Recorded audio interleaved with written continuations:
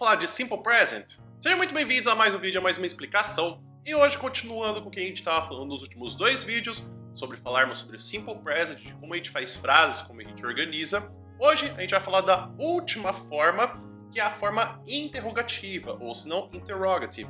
Vamos falar também de reflexive pronouns. O que acontece no inglês é que a gente tem a forma da gramática e a forma que se comunicam as pessoas no dia a dia.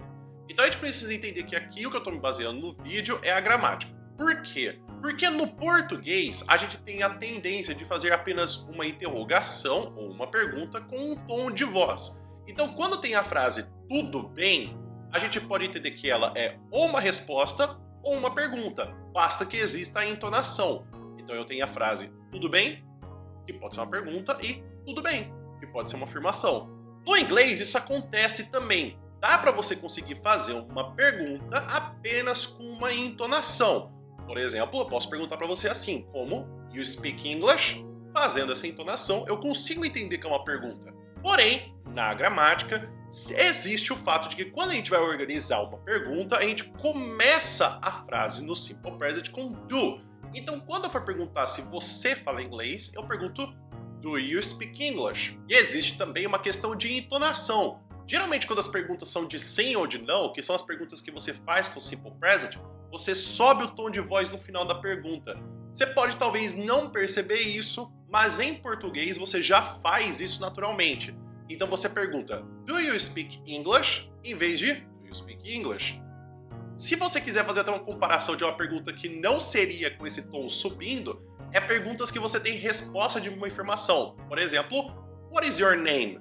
Então, do you speak English? What is your name? Então o do, ele funciona para quando eu tenho as formas de I, you, we, they, ou quando eu uso mais de um nome.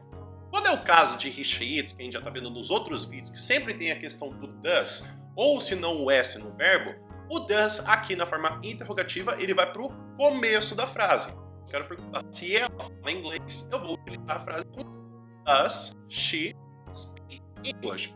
É assim como acontece na negativa, o S não vai para o verbo, o S vai para o does. E assim como eu falei também no outro caso, quando você tem he, she, it, você também pode fazer a pergunta apenas com a entonação. Então você pode fazer a pergunta como she speaks English, para perguntar se ela fala inglês.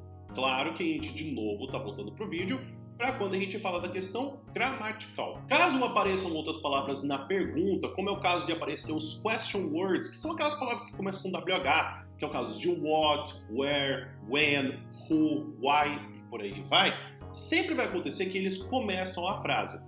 Mas o does e o do, quando eles aparecem em uma pergunta, eles sempre vão acompanhar o pronome ou o nome da frase. Então, mesmo que você tenha várias palavras acompanhando no meio da pergunta, sempre vai acontecer que o do e o does vão acompanhar o pronome. Então, sempre depois do do e do does, vai aparecer um nome ou um pronome. Para poder terminar essa situação que a gente está falando de interrogativa, existe também uma outra situação que são as interrogativas negativas. Essa situação ela pode parecer curiosa pelo fato de que a gente pode pensar, nossa, mas eu não faço perguntas negativas. O fato é que geralmente se utiliza no inglês e também no português as perguntas negativas para poder ter certeza de uma informação.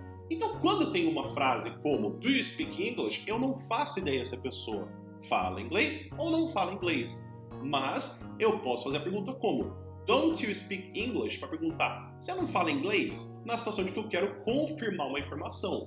Então o don't ele começa a frase, assim como seria o caso de doesn't. Então eu poderia também fazer a pergunta de doesn't she speak English? Para poder confirmar uma informação.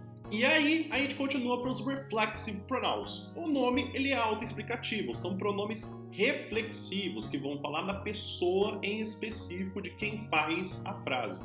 A primeira situação talvez você já conheça muito bem, que é a função reflexiva. Isso quer dizer que a pessoa faz uma ação e ela recebe uma ação também. Então ela é tanto pessoa na forma ativa quanto também na forma passiva.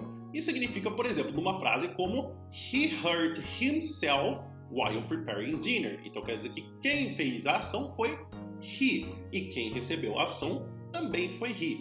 Existe também o caso de uma função enfática, então eu quero dar uma ênfase em alguma coisa que vai acontecer. Nessa situação, vai acontecer que ou eu coloco antes do verbo e depois do pronome, ou se não, no final da frase. Um exemplo disso, para essas duas situações, seria She herself will call the director later. Ou se não, She will call the director herself. Isso é para poder dar uma ênfase que ela vai fazer essa ação propriamente. Existe também a questão de uma função idiomática. Isso quer dizer que a gente vai utilizar o by como pronome reflexivo para poder dar uma ideia de que a gente fez alguma coisa sozinha. É mais ou menos parecido com a mesma coisa de falar alone, que é o adjetivo para poder falar sozinho. Então, por exemplo, eu poderia ter They always do everything by themselves. E os pronomes reflexivos são para a situação do singular: myself, yourself, himself, herself e itself.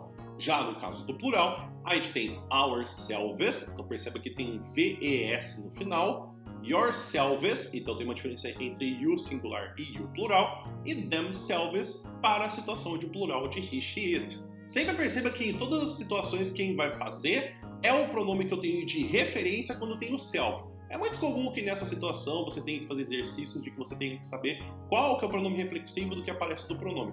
É bem simples. Você olha para o pronome. Ah, apareceu I, então você vai utilizar myself. Ah, mas apareceu um nome de masculino, então você vai utilizar himself. São exercícios bem tranquilinhos para você poder fazer. Existe até também nessa situação que estamos falando de uma função reflexiva, uma certa confusão quando a gente utiliza os pronomes com selves, que são as questões que a gente tem quando tem mais de uma pessoa fazendo uma ação e recebendo, e o uso de each other, que é a seguinte situação. Em uma frase que eu falo, you have to love yourselves e you have to love each other, parece que nas duas situações eu tenho a mesma frase, porque eu traduzo para vocês têm que se amar. Porém, quando eu uso yourselves, eu estou falando que a pessoa que faz é a pessoa que recebe. Então, em uma frase como you have to love yourselves, provavelmente essa frase está num livro de autoajuda, porque eu estou falando que a pessoa tem que se amar. Agora, numa situação de each other, provavelmente é uma briga de irmãos, porque eu estou falando que uma pessoa tem que amar uma pessoa diferente. Então, yourselves, ourselves e themselves, todos os casos que a gente tem de reflexivo, a pessoa faz ação e recebe a própria ação. Então, eu estou falando da mesma pessoa. Já no caso de each other, eu tenho que uma pessoa faz para outra pessoa e essa outra pessoa também faz a mesma ação para outra pessoa. Então, são pessoas diferentes. Então é isso, pessoal. Espero que vocês tenham entendido tanto a parte que a gente falou das questões de como que utiliza o do e o das em perguntas, a questão de uma pergunta negativa e também o uso dos pronomes reflexivos e até a diferença deles para o each other. Teve alguma dúvida que ficou com você? Você quer fazer algum pedido? Você quer fazer algum elogio, alguma reclamação? Escreve aqui nos comentários, por gentileza, para eu poder saber.